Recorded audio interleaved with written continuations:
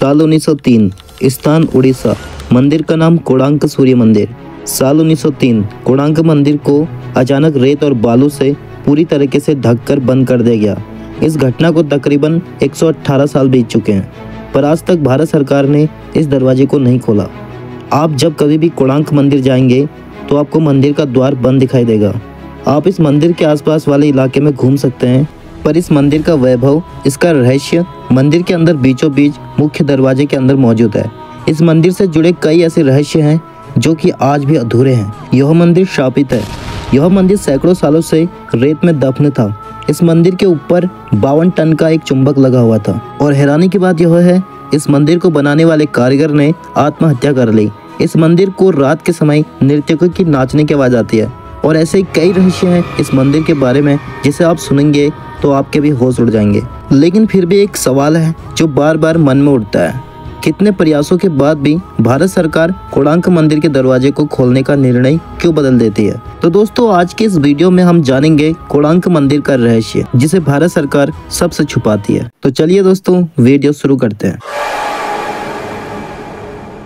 उड़ीसा के पुरी जिले से लगभग 35 किलोमीटर दूर चंद्रभागा नदी पर स्थित है कोणार्क सूर्य मंदिर। यह केवल एक मंदिर नहीं है, बल्कि प्राचीन भारतीय ज्ञान विज्ञान का एक ऐसी अद्भुत कला का नमूना है जिसे पूरी दुनिया हैरान है। सूर्य के रथ के आकार में बना यह मंदिर, जिसमें 7 घोड़े और 24 पहिए हैं, केवल एक ऐसी वास्तुकला चमत्कार ही नहीं, बल्कि यह खगोलीय गणनाओं और समय को मापने की प्राचीन तकनीक का प्रमाण है। आपको बता दें दोस्तों, इस मंदिर को पूरी तरीके से सूर्य भगवान को समर्पित किया गया है। यहाँ से आप सूर्य भगवान को स्पष्ट देख सकते हैं। जब सूर्य निकलता है तो इस मंदिर से सूर्य और भी ज्यादा सुंदर दिखाई देता है। ऐसा लगता है जैसे सूर्य के किरण इस मंदिर पे अपनी रंगीन कलर बिछा रही हो।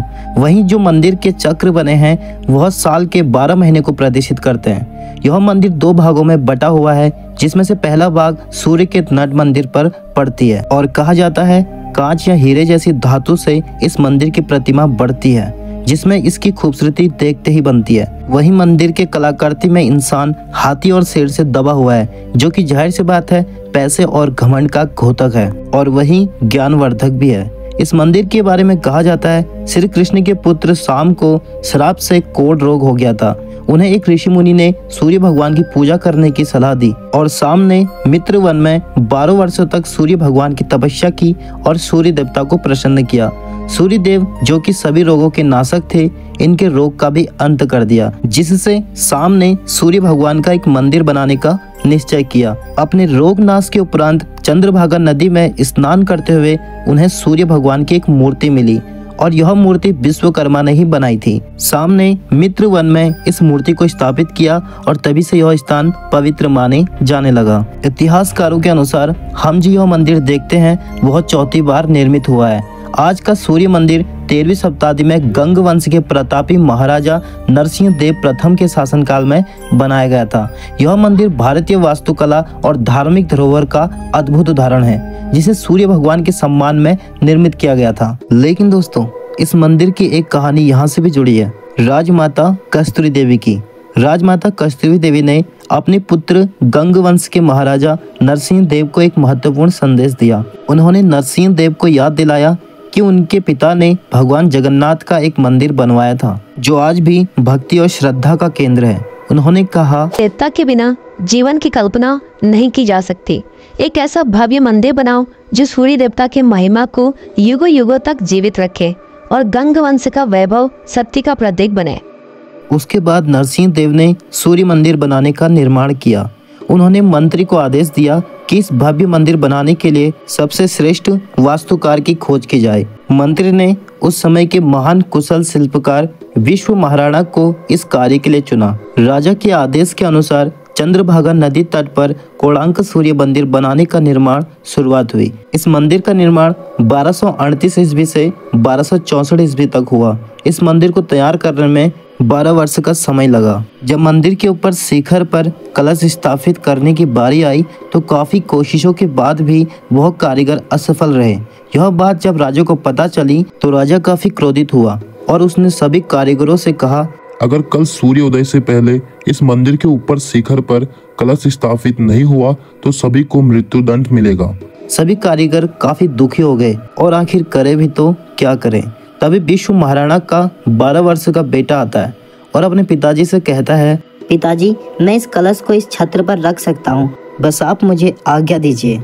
और वह रात में काफी हिम्मत के साथ मंदिर के शिखर पर चढ़ता है और शिखर पर कलश स्थापित कर देता है। वो छत्र जो 12 सालों में कोई भी कारीगर नहीं रख पाया, एक छोटे से बच्चे ने उसे एक ही रात में रख दिया। विश्व महाराणा को यह डर था, अगर राजा को पता चलेगा कि यह कलश स्थापित एक 12 वर्ष के बच्चे ने की है तो वह सभी को मृत्यु दंड दे देगा। जब यह बात उस बच्चे ने सुनी तो उसने मंदिर के शिखर से छलांग लगा दी और अपनी आत्महत्या कर ली। सुबह हुई, राजा आए, उसने मंदिर के छत पर कलश को देखा तो वह काफी प्रसन्न हुआ।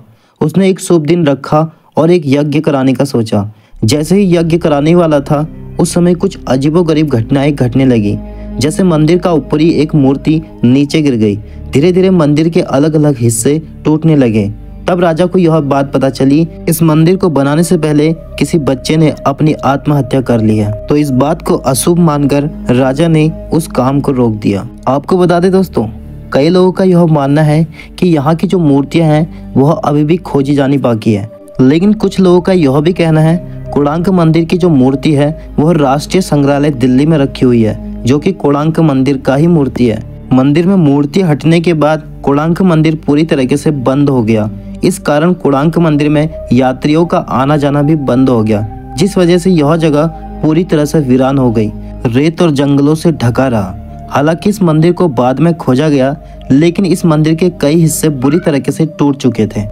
कई बार इस मंदिर के दरवाजे खोलने का प्रयास किया गया, लेकिन 118 साल बीत चुके हैं, अभी भी इस मंदिर के दरवाजे बंद हैं। आप गूगल में और कई आर्टिकल में पढ़ सकते हैं कितनी बार इस मंदिर को खोलने का प्रयास किया गया, लेकिन आखिर में उस निर्णय को बदल लिया गया। आखिर यह मंदिर का रहस्य पूरी दुनिया क्यों जानना चाहती है? अब तो इस मंदिर का रहस्य तभी खुलेगा जब इस मंदिर का मुख्य दरवाजा खुलेगा। दोस्तों, आपका इस मंदिर के बारे में क्या ख्याल है, हमें कमेंट सेक्शन में जरूर बताएं। साथ ही अगर वीडियो पसंद आया हो तो एक लाइक जरूर करें।